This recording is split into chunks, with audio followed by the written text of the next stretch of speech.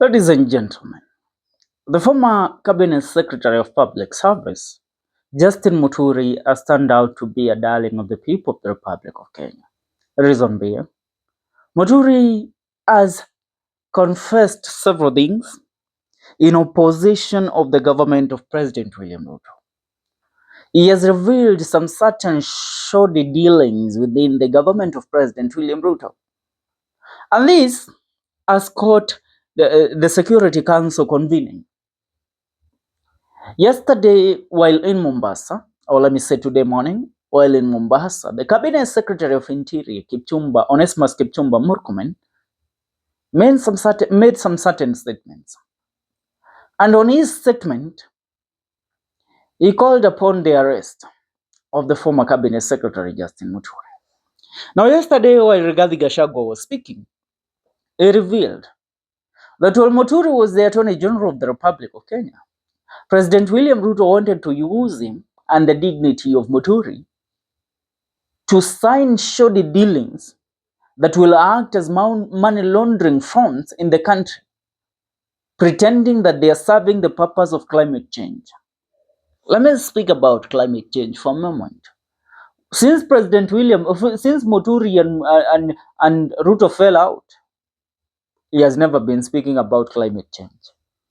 Remember, Muturi told us that while in Dubai, he was supposed to sign a 129 billion deal, so that the government of Kenya will enter into a contract or a deal of planting 5 billion trees.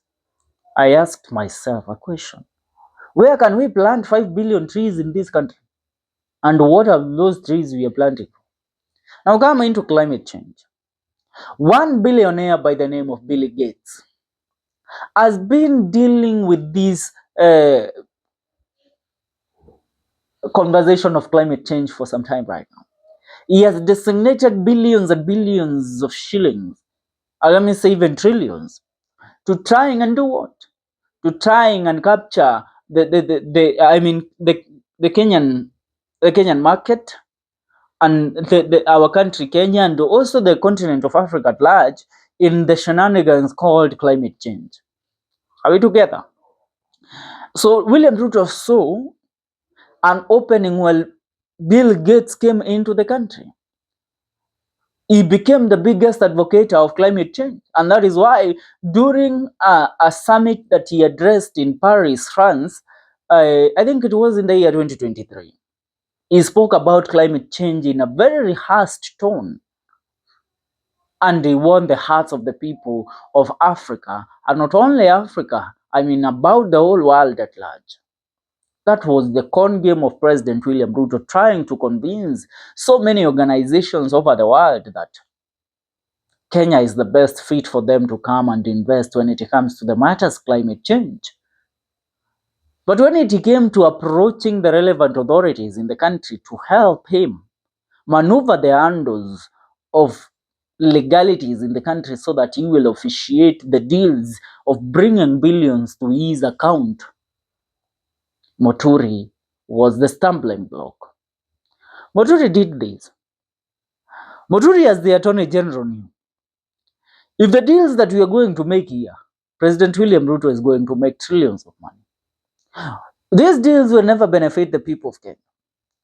These deals will flock this country with foreign investors who does not put money into the pockets of the people of this republic. So Muturi several times declined to sign those deals. Let me tell you, as the legal advisor, the Attorney General, the AG is the legal principal advisor to the government. Are we together? Being the legal chief advisor to the government, he is supposed to advise and read through the deals that are brought before the president so that he will, come into agreement with them or dismiss them. So most of them he dismissed. And that is when the president started having doubts on Muturi as his Attorney General. And that is when they started fighting. Let me tell you, now that Muturi is out, there is one thing that he is doing. He is daring President William Ruto.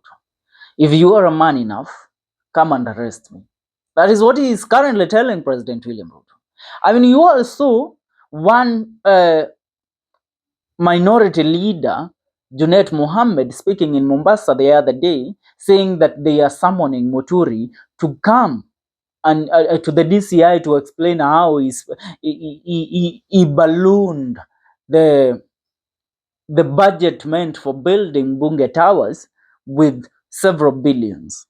Are we together? Those were ones of one Junet Mohammed. But Junet are acting, these are people acting on behalf of President William Ruto. They are trying to make William Ruto look like a saint. But the president knows, if there is a man that carries a ton of evidence to implicate William Ruto in the shoddy dealings that he has been doing, is none other than Justin Muturi. As the AG for his first term, or for his first year, the first 2 years as the president, William Ruto knows this man was at the center of it all.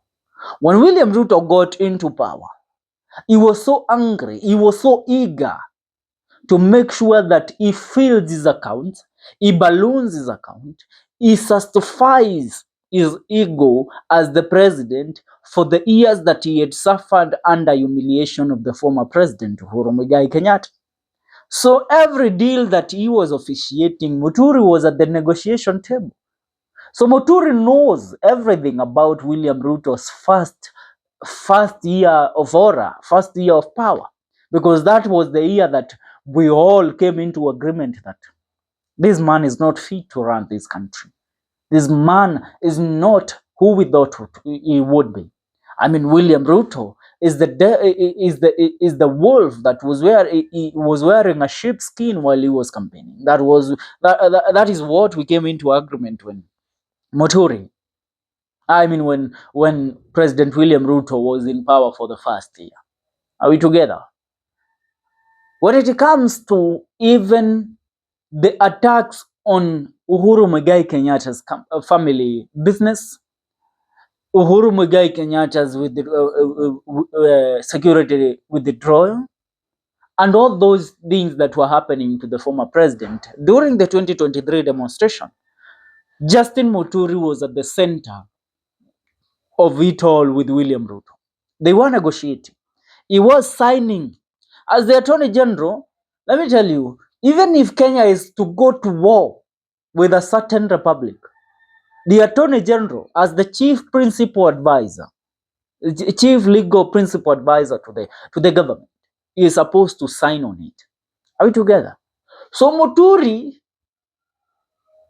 might go ahead to violate his oath of office, which he saw after joining the National Security Council. Because he joined the National Security Council the moment he was appointed and sworn in as the Attorney General of the Republic of Kenya. I mean, weapon dealings that Muturi has officiated are so many, which among those dealings, Ruto has pocketed billions and billions of shillings. So when Kipchumba Murkomen spoke today, he knows if there is somebody that they fear, even more than Gachagua himself, is Justin Muturi. Because the man has a bombshell of intel. The bombshell of intel that he is just daring them. Come, baby, come. Set those DCIs to my door if you think that you can really intimidate me. Yes, you can fire me. But that gives me the mileage to continue attacking you, revealing the truth, and exposing the truth. But anaipeana in bits. So he is just waiting. And William Ruto, the National Intelligence Service, the NIS, together with the DCI, the Directorate of Criminal Investigation, they have formed a task force. They had formed a task force that their main job was to arrest Justin Muturi. But when Muturi made the first expose of the deal that William Ruto wanted him to sign worth 129 billion, William Ruto told those people, please pull back. If we continue to intimidate this man more, he will spill state secret, which will leave, which will blow off the hair from the chicken butt. It will be left open. the wind will blow and itatufunua sisi yaga, tutaonekana. So the few individuals with kunguni like mentality, people like Kipchumba Murkomen. I mean, Murkomen has failed. If there is a cabinet secretary that is so incompetent to the core, if it's not for the relationship he and William Ruto have, Kipchumba Murkomen anahitaji kuwekwa in public pale archives. Kila Mkenya apitie hapo akimtwanga kibari ya aga kwanza, si hata ya uso.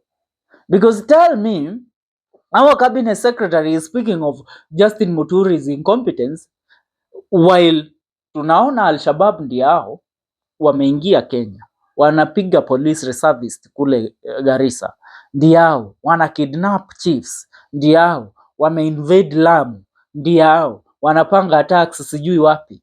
And you tell us about incompetence. You are dealing with Muturi, a man of great intelligence. I mean, that man was a chief magistrate. You have never even represented somebody in a court of law. Wadau, mimi nakamilishia hapo. But one thing that you should know is that they have withdrawn the order of arrest that was given against Justin Muturi. And William Ruto has told the NIS Director Nis Nordin Haji, together with the DCI Amin Mohammed, pull back. Don't push that man's buttons, because we have seen how dangerous it can be when he is pushed to the corner. Please make sure you subscribe, and remember, this is the Kenyan Daily Report TV. My good name is FK Mwenda. Please see you in our next video. Subscribe, and thank you very much for always supporting our work. Love you guys. Adios.